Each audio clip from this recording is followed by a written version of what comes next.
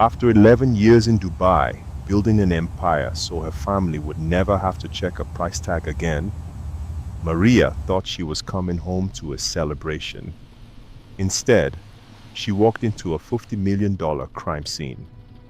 Her husband wasn't alone, and the woman in her bed wasn't a stranger. It was her sister, the same sister she'd been sending monthly allowances to for an entire decade. But as she went to pack her things, she discovered his investor secret, who wasn't just cheating on her, he was laundering the very empire she built through a shell company in her sister's name. He thought he'd replaced her. He forgot that she was the one with the billionaire mindset.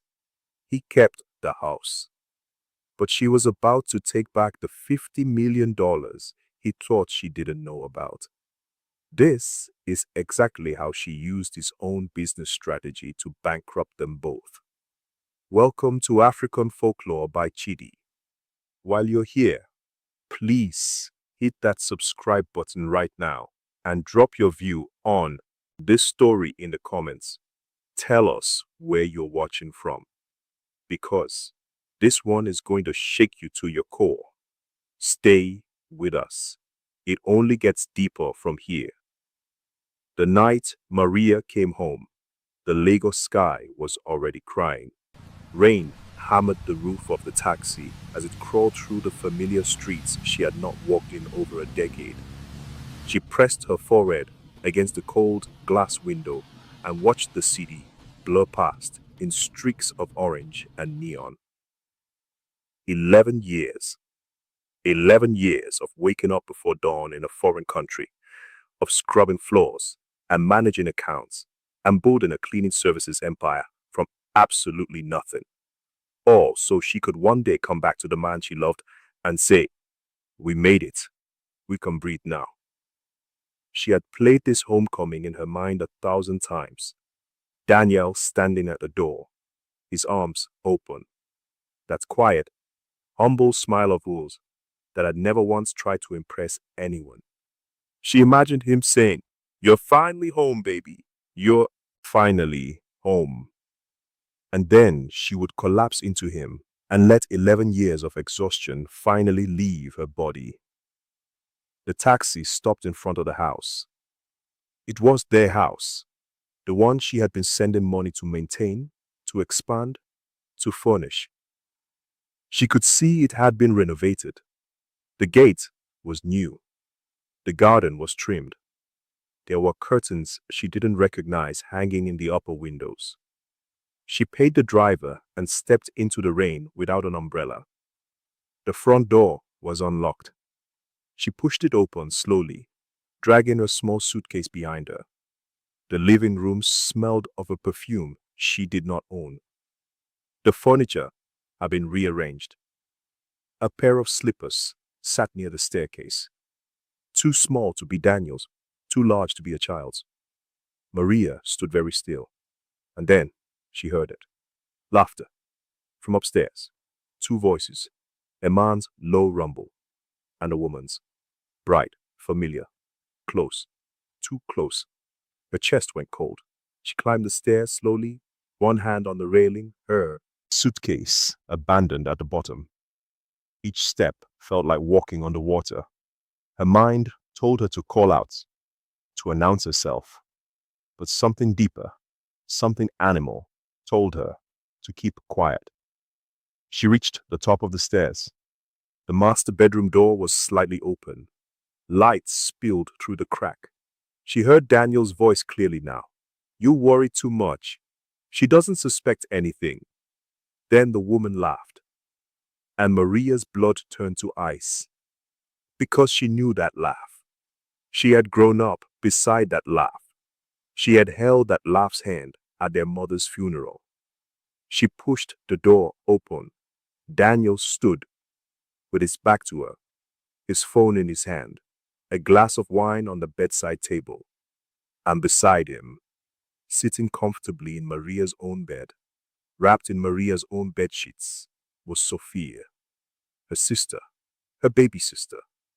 the one she had protected their entire lives, the one she had sent 30,000 naira a month for 10 years straight.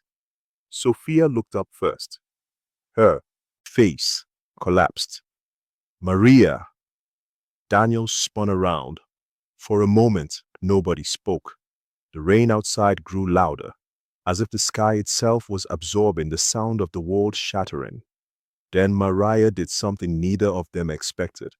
She didn't scream. She didn't throw anything. She simply looked at them both, slowly, deliberately, and said very quietly, "How long?" Daniel opened his mouth. No words came. "How long?" she asked again. Her voice was barely above a whisper. Sophia looked at the floor. "Maria, please, let me explain." "How long?" Sophia. Her sister's answer was silence. And silence, Maria understood, was its own kind of confession. She turned and walked back down the stairs. She picked up her suitcase. She walked out of the house and stood in the rain for a long moment with nowhere to go and nobody to call. 11 years. 11 years of sacrifice. And this was what was waiting for her on the other side of it. But here is where this story stops being about heartbreak and starts being about something far more sinister. Because as Maria stood outside the house, soaking wet and trembling, she noticed a light she had never seen before, faint, coming from the side of the house, from a room she did not remember being there when she left. A room with a thick steel door and a padlock on the outside. She had sent money to build every room in that house. She had never sent money to build that one. Something told her not to leave. Something told her that the betrayal she had just witnessed was not the deepest wound this night had prepared for her. So she wiped the rain from her face. She set her jaw and she waited. Maria spent 3 days in a hotel room, staring at the ceiling. She didn't eat much. She barely slept, but she thought. She thought harder than she had ever thought in her life, turning over every conversation, every strange silence, every moment over the past 11 years that hadn't quite added up. Daniel had always said they were just getting by. "Things are tight," he would say on their weekly calls. "But don't worry, we're managing." She had believed him, so she worked harder. She took extra contracts. She negotiated bigger accounts. She told herself, "This is temporary. This sacrifice is temporary." She sent money home faithfully every single month. Money for the house. Money for the children they had planned to have. Money for her sister Sophia. Money for their future. But now she remembered other things too. The year Daniel casually mentioned he had bought a second car and laughed it off as a good deal from a friend. The time she called and heard what sounded like a hotel lobby in the background, and he told her he was just at a business meeting. The new laptop, the unexplained trips to Abuja, the way he had stopped asking her when she was coming home. At the time, she had told herself, he's managing. He's doing his best. Now, alone in a hotel room, with the truth raw and bleeding around her, she asked herself a different question. What exactly had Daniel been managing all these years? On the third day, she went back to the house. She knew Daniel was traveling for the weekend. He had mentioned it on one of their last calls before she arrived, proud of some new business connection in Port Harcourt. Sophia had stopped answering her phone entirely. Maria let herself in with the spare key she had kept on her keychain for 11 years. The house was quiet. She went straight to the side of the house, to that door. The padlock was a heavy one, the kind businesses use on warehouses. She had come prepared. A locksmith she trusted, sworn to silence stood behind her. "You sure about this?" he asked. "It's my house," she said simply. 2 minutes later, the lock gave way. The room was cold, air-conditioned, even though the house was otherwise off. Rows of metal filing cabinets lined one wall. A desktop computer sat on a large desk with a cover over it. And on the shelves, folders, dozens of folders, labeled by year. Mariah pulled the nearest one open. Bank statements. She flipped through them, frowning, until the numbers stopped making sense. Not because they were confusing, but because they were so large. Millions, tens of millions. Transactions in pounds, in dollars, in naira. Transfers to accounts she had never heard of. Property acquisitions, investment distributions. She pulled another folder. Property deeds. Duplex in Lekki. Apartment in Abuja. Land in Ogun State. A commercial property in Accra. Another folder. A portfolio statement from an asset management firm. The total balance, as of the previous quarter, read 52,700,000 US dollars. Maria sat down on the cold floor of that room. She sat there for a very long time. The man she had been sacrificing 11 years of her life to support. The man who told her every few months that things are tight. The man she wept for in a foreign country because she believed he was struggling without her, was worth over $50 million. He had been worth it for years, and he had told her nothing, not one word, not one hint, not one single honest sentence across 11 years of phone calls and voice notes and tearful holiday messages. "Don't worry about us. Everything is fine here." Everything was fine, all right. It just had nothing to do with her. If you are still watching up to this point, type "I'm still here" in the comment section right now and tell us your view. Because what Daniel says when Mariah confronts him will make your blood run cold. Keep watching. She didn't confront him immediately. That was the first thing people misunderstood about Maria when the story eventually came out. They expected her to be the screaming, door-slamming woman of telenovelas and Nigerian home videos. They expected fury. They expected broken plates. But Maria had spent 11 years learning patience in a country that did not speak her language. She had learned to smile through exhaustion, to negotiate calmly while furious inside, to build strategy in silence. So instead of confronting Daniel the moment he returned home, she hired a lawyer. Then she hired a forensic accountant. And only then, armed with 2 weeks of documented evidence and a very clear legal strategy, did she sit across from Daniel in the living room of the house she had paid to build and ask him the question that had been burning a hole in her chest. When did the company go public? Daniel blinked. It was the last question he expected. He had prepared for screaming, for accusations about Sophia, for demands and tears and slammed doors. He had not prepared for a woman who had already read every single financial document in his locked room and spoken to lawyers who specialized in asset recovery. His composure cracked just slightly. 4 years after you left. 4 years. She had been abroad for 7 more years after that, sending money home faithfully to a man who was already a multimillionaire. Why? She asked. Just that. Just the one word. And what Daniel said next was the answer that would follow Maria for the rest of her life. Not because it justified anything, but because it revealed exactly who he had always been. He looked her in the eye and said, "I needed to know if you loved me for me, or for what I had." Maria stared at him. The clock on the wall ticked. The air conditioning hummed. Outside, a car horn blared and faded into the neighborhood noise. And then she laughed.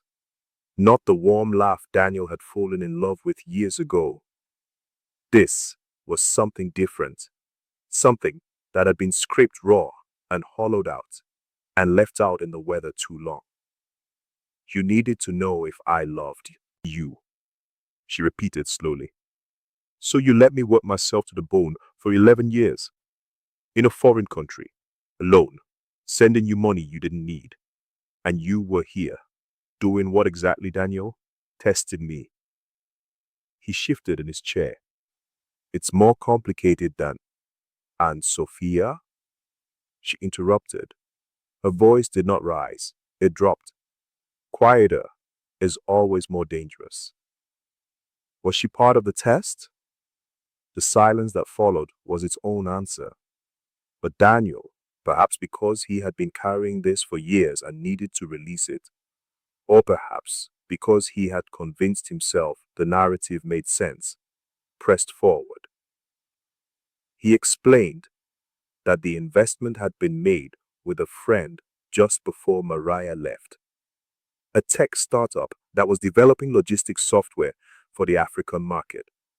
At the time, it seemed like a long shot.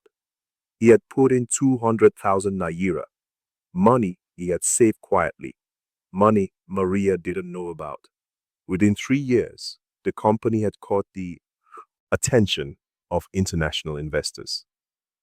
Within 4, it was acquired by a European logistics conglomerate for a sum that made Daniel, as a founding round investor, extraordinarily wealthy, almost overnight. He said he panicked.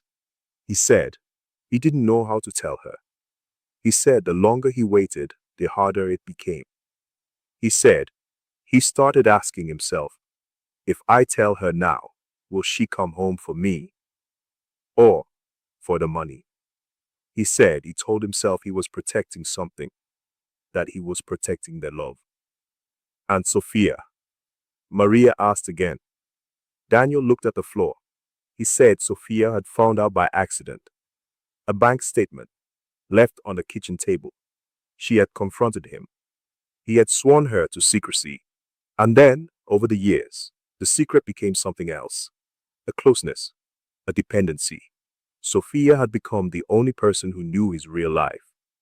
And slowly, shamefully, she became part of it. She never told me, Maria said. No, Daniel admitted. For how long?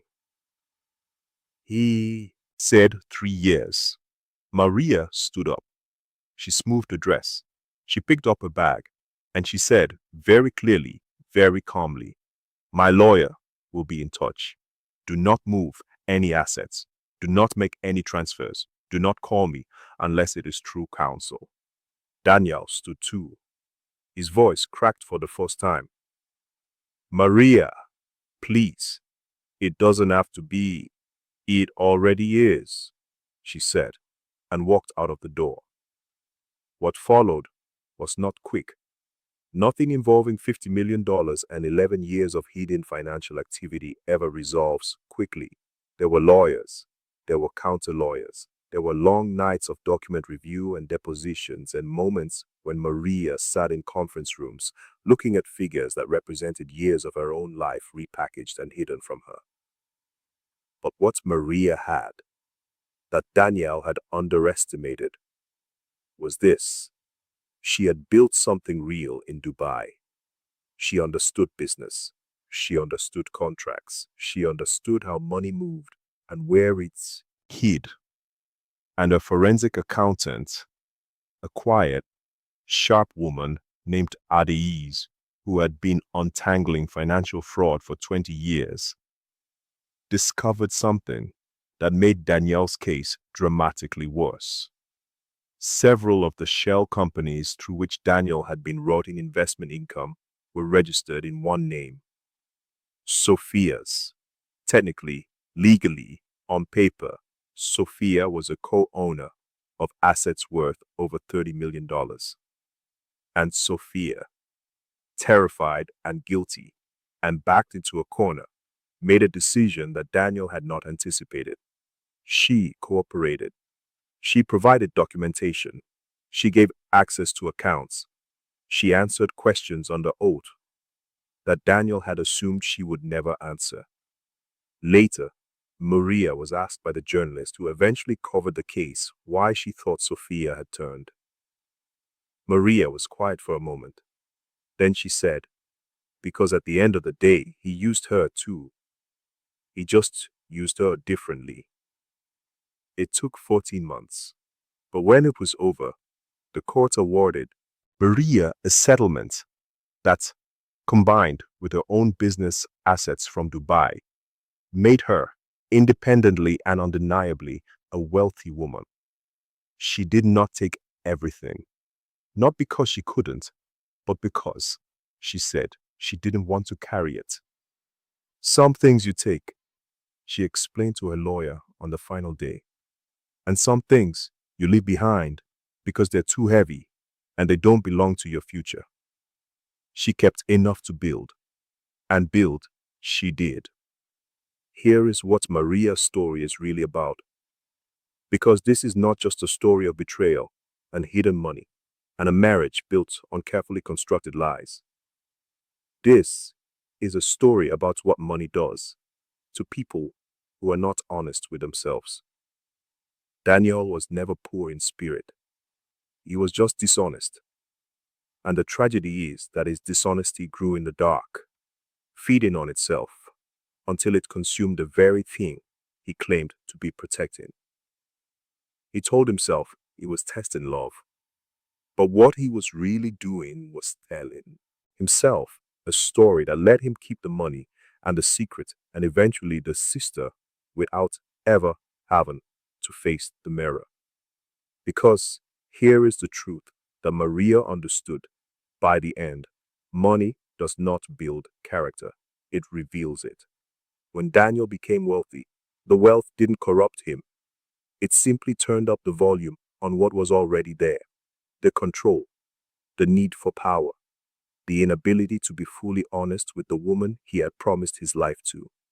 And Maria, when the settlement came through and the case closed and the lawyers filed their last documents and the long, bruising legal battle was finally over, Maria did not throw a party.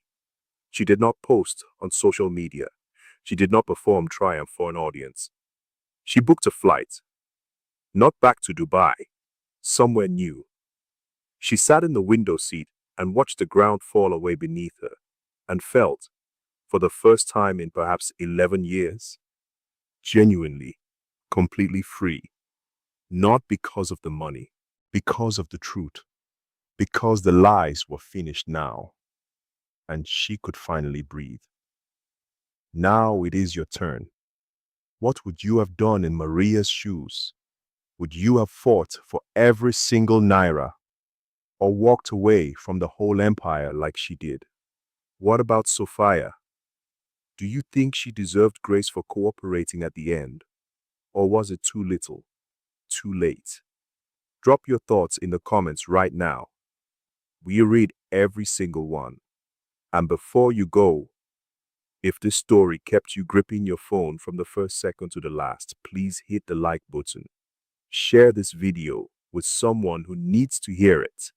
And most importantly, subscribe to African Folklore by Chiddy so you never miss a story.